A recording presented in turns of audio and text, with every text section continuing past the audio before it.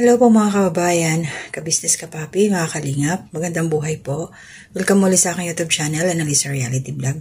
Yung reaction ko po ngayon, dito po ako sa Kabisnes Official.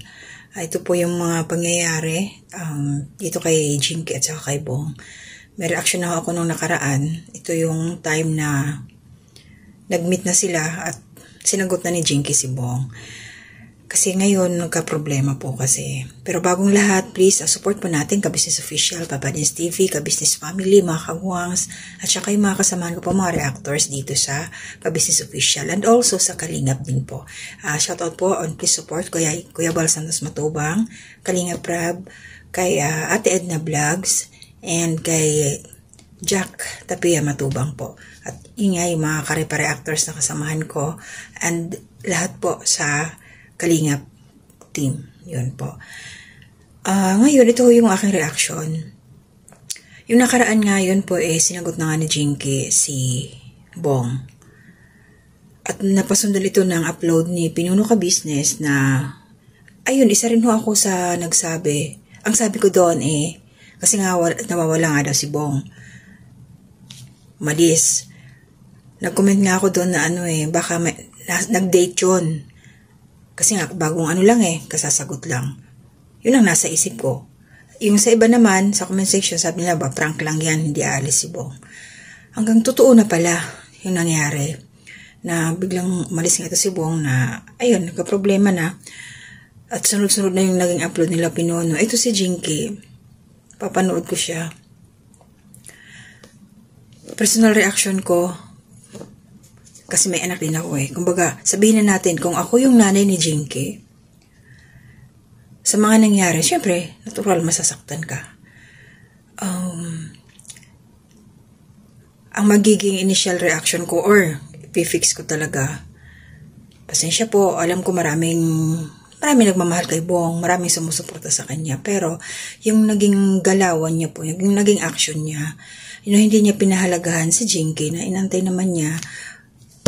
Hindi ko na talaga, papayagan kung ako yung nanay, hindi ko papayagan si Jinky na ituloy pa ang kanyang plano. Kaya nga sa aking, thumbnail, kung mababasa niyo po, ang sabi ko dyan is, Jinky, eye-opener yan. Think cleverly about kay Bong.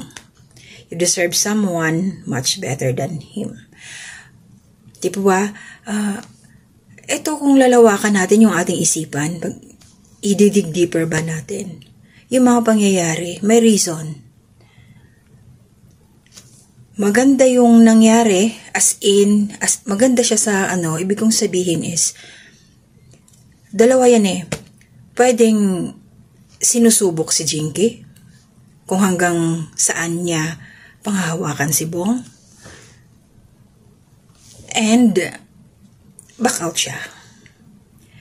Pahalagahan niya yung kanyang sarili. Kasi alam naman natin, mga kabisnes, na si Bong, hindi siya katulad sa atin na pag pinagsabihan, malawak yung kaisipan, iintindihin in good. Sa kanya, ayun nga kay kabisnes, ganun-ganun lang, okay-okay lang si Bong, pero deep inside, sa isip niya, ayaw niya nang napagsasabihan. So, hindi siya pwede, sorry po, hindi pwedeng magkaroon ng asawa, anak, si Bong, kasi magiging miserable. Sa totoo po, pasensya po talaga. Magiging miserable ang kanyang pamilya. Hindi po sa lahat ng oras, panahon, nandyan sila Mr. and Mrs. Kabisnes na laging makasubaybay kay Bong. Na pag nagka-problema, nandyan sila. Kawawa po talaga. So, masakit sa akin, nakita ko si Jinky umiiyak. Kumbaga na doon na siya natanggap na niya. Sa ilang buwan, may 3 buwan ba yun na nag-video call sila. Tapos yun na yung time na itong bagong taon, nagkita na nga, tapos yun naman ang nangyari kay Bong. Hindi talaga siya, hindi healthy. Salamat na lang, Jinky, magpasalamat ka. Dahil nangyari yan, na hindi pa kayo As in, nakakasal. Kasi nga, di ba, plano, sabi nga nila, pinuno ka business, pag-uusapan na sana yung kasal. Matagal na, di ba, yung plano na uuwi sa inyo, summer para mamanikan. Pero, Jinky, mahalin mo ang iyong sarili. Hindi ko po dinadown si Bong. Pero, hindi ho talaga. Kawawa po si Jinky. Maganda si Jinky. Tapos mapupunta siya kay Bong na ganun ang mentality. Naalala ko yung sabi nung kumpare, nung nanay niya na kulang sa 7, sobra sa 8. Yung parang ganun yun nung pumunta doon sila pinuno ka business. Ibig sabihin, hindi kompleto yung pag-iisip ni Bong na siya kung ano lang yung gusto niya, lagi na lang siyang pinipraise. Ayaw niya ng mapagsasabihan. Ayaw niyang ganun, basta nakikita niyo naman yung kanyang attitude.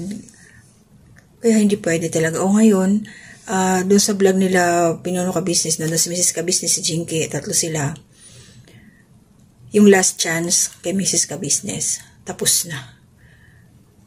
At ako din po, in favor po ako doon kay Mrs. Ka Business. Kasi wala namimihasan na Diba? Pero syempre, pa rin siya, si Mrs. Ka Business, kung ano yung desisyon ni Pinuno, susunod pa rin siya. Kaya lang, wala na nanay yung si Mrs. Ka Business di ba? Anong ginawa kay Budang? Yung, kinuwento naman po ni Pinuno Ka Business na yung cellphone daw, ginanon, kumbaga, ang tawag dito, nag-swipe siya doon sa cellphone ni Budang. At syempre, pinagsabihan doon nila Vera, pinagsabihan, marami nila Jinky, siguro, hindi niya, baka nahiya na din. Nahiya na rin si Bong. So, ano ngayon kaya ang mangyayari sa kanya? Dahil dun sa last chance, sabi niya nun, diretso na lang siya sa kulungan. Hindi naman siya basta-basta ikukulong. Kaya lang, palaboy na naman si Bong. Jinky, yun, para sa'yo, huwag mo na iyakan yun. Wala namang nangyari. Niyakap ka lang naman. Yung kiss naman sa pisngi lang. Wala yun. Salamat ka nga hanggang doon lang ang inabot nyo At pasalamat ka lang, Mr. Ka Business, kala Pinuno dahil naintindihan ko yung syempre titigil ka sa trabaho mo doon dahil nga kay Bong. At mabuti na lang na ito sila Pinuno, andyan, tutuloy nila yung pagkuha sa'yo. Diyan ka na sa kanila papasok. At saan makapag-desisyon ka? Pwede mo naman tulungan si Bong, makakatulong ka rin naman sa kanya sa paraan na hindi kayo kailangan maging mag-asawa. Magiging ka talaga, Jinky, hindi ka magiging masaya, puro problema lang kasi si Bong mainipin. Siyempre, tuturuan mo siya. O pag hindi niya nagustuhan, kasi ayaw ni Bong na maingay. O di wala, hindi ka magiging talaga. Pasensya, Jinky. Isip ka na lang, marami pang mas sa'yo, mas babagay sa'yo. Bata ka pa. Sayang, kung mapupunta ka lang kay Bong, pasensya talaga. Hindi pwede si Bong magkaroon ng pamilya. Kawawa po ang magiging niya. Magiging asawa. So, ayun. Ang akala nga ng iba, baka nakidnap na si Bong. So, nandiyan lang yan sa tabi-tabi. May vlog naman na sila Pinuno Ka Business patungkol doon. Pero hindi pa ako pwede mag-reaction dahil wala pa ako siyang wala pa sa 24 oras. Yun lang para sa'yo, Jinky. Siguro nandun siya sa point na mahiya si Jinky ba na sa nangyari. Pero wala kang kasalanan, Jinky. Huwag mong yung sarili mo. Wala kang kasalanan sa nangyari. Mag-thank you, Lord ka. Dahil nabuksan yung may ginamit na sitwasyon para makita mo, makapag-isip ka, ma-realize mo kung tama ba ang papasukin mo. Kung itutuloy mo, harapin mo yung consequence, yung ugali ni Bong. Kawawa ka talaga sa totoo lang. Sana, Jinky, isip-isip. Isip-isip talaga. Ikaw ang magdidesisyon. Sabi nga nila Pinuno, kung ano yung desisyon mo, sana, piliin mo ang sarili mo, hindi si Bong. Yung sarili mo, mahalin mo yung sarili mo. Yun. Wala kang wala kang kinabukasan sa kanya. Sorry po talaga sa mga nakasupport kay Bong. Alam ko, dyan sa comment section, marami na rin ang nagalit. Simpatya kay Jinky. Dahil wala naman siya talagang pagkakamali si Jinky. Minahali, tinanggap na nga. Grabe to si Bong. Kasi kung tutusin, kung matino yung isip ni Bong, hindi niya gagawin yun Ba't niya iwanan si Jinky ng ganun? Magkarelasyon na sila. Bago lang. So, ibig sabihin nun, Wala talaga. Hindi ano yung isip ni Bong. Wala sa ayos. Wala talaga sa ayos. Kaya, maski ako, Jinky, papasalamat ako sa Diyos na nangyari yun. So, nasa sayo yung final decision na ano. Kung ako sa'yo, Jinky, babae ako, ginawan ako ng ganon, never na talaga. Hindi na talaga. Salamat na lang na yun lang ang nangyari hanggat maaga, di ba? So, yun lang yung sa atin, ano, suportahan po natin, ka-business official po, ha? Tuloy-tuloy po natin, huwag tayo mag-skip ng ads.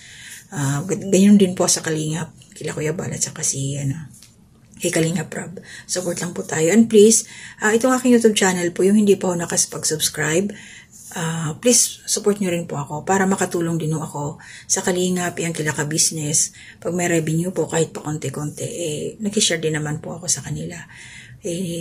Yun, para makatulong din sa paraan na kaya ko lang. Yun. Maraming salamat po to my new subscribers po. Welcome sa inyo sa pagpasok. Mga silent viewers, welcome po ha. Salamat sa hindi nyo pag-skip ng ads. So yun lang po, hanggang dito na muna. At ito, pasasalamatan ko lang, may nabasa ko ng comment sa mga previous reaction ko.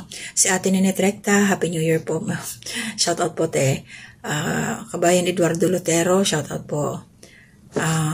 Si Ma'am Solidad, Nanay Solidad Belmonte, shoutout po. Ate M Score, shoutout po. Lotlot Vlog, shoutout po. Siyempre, ang aking pinsan was Tradition, shoutout Dai, at saka si Bayona TV. Yan, lahat po. Lahat ng nariyan sa aking, nakasuporta po sa akin. Mayroon na akong 3,800 plus subscribers. Thank you po sa inyo. Please support lang po. Yun, hanggang dito na muna muli. Ingat po tayong lahat. To God be the glory.